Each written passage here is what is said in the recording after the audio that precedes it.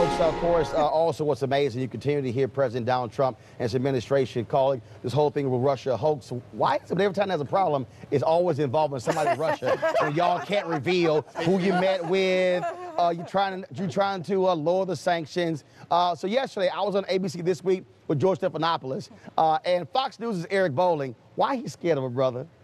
He was really scared of a brother. I had to let him know why the story's not going away.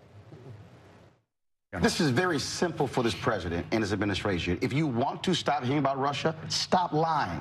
Stop changing stories. Actually tell the truth. As George said to Sarah, multiple stories. We have Donald Trump Jr. who changes his story from Saturday to Sunday, and it keeps changing and changing. What is the story? What is the Russia story? I'm still waiting to find one story that has legs. One credible. It's all fake. One second. This is the story. Donald Trump Jr. says we got money from Russia. The president says we didn't. Eric Trump said it as well. Donald Trump Jr. says to Jake Tapper in an interview that, oh, it's disgusting. They're discussing. We had meetings about Russia with the campaign. Now we know from his own email he did.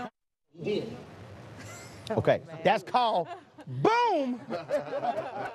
I mean, it's amazing how folks like Eric Bolling want to just sit there and lie and go, okay, give me one. You want one?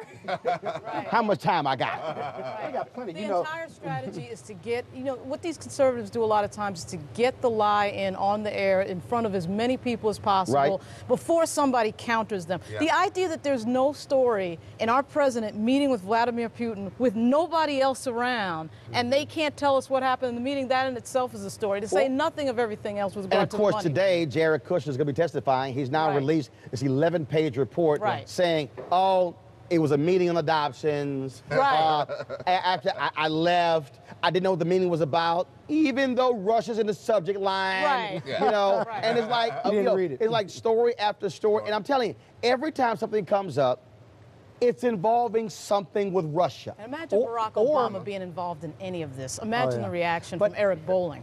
Yeah, but what's driving this narrative is not only Trump's tweets, but the fact that his team, 5 or 6 of them who met with Russians before he won the election, as well as after, that they, the problem is they didn't disclose any of these meetings. Kushner has had to admit his disclosure they lied statement. about it. They lied. Sessions said, I didn't meet with anybody. I was going to say lie, but lack of disclosure is the real big issue. That's and a lie. Lies as well. Listen, You're absolutely right. That drives this narrative, though. It does. When you fill out that SF-86 to get your security clearance for the federal government, you omit something from there or you lie on that form, that's a felony. There are current government workers under, facing charges for the same thing that Kushner and Manafort and others did. They just happen to have the pleasure of calling the president family. Roger. We're talking about these sanctions, Brother Roland, that the Congress has just, trying to put in place. Very weak approach.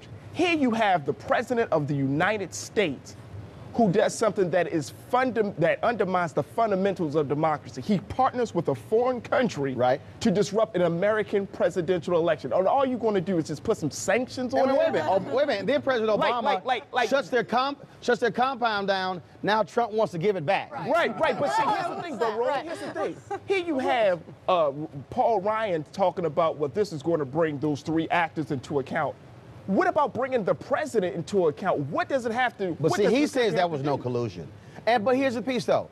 I love it how even Sarah Huckabee Sanders tells George Stephanopoulos, you guys keep wanting to bring it up. Your boss brought it up in the tweet. Go to the Oval Office and tell your boss to shut up. Weekdays on TV One. I will never lie to you. Oh, my God. Roland Martin. He doesn't want to talk to us. He wants to ignore us. Uncensored. Hell no. That ain't gonna cut it, boo. Unapologetic. No, that is fundamentally false. You are wrong. Unfiltered. He wants an America where we all look alike. He ain't talking about black people. Unrelenting. You better go work out, because you got a fight on your hands. NewsOne Now with Roland Martin. Weekdays at 7 a.m. on TV One.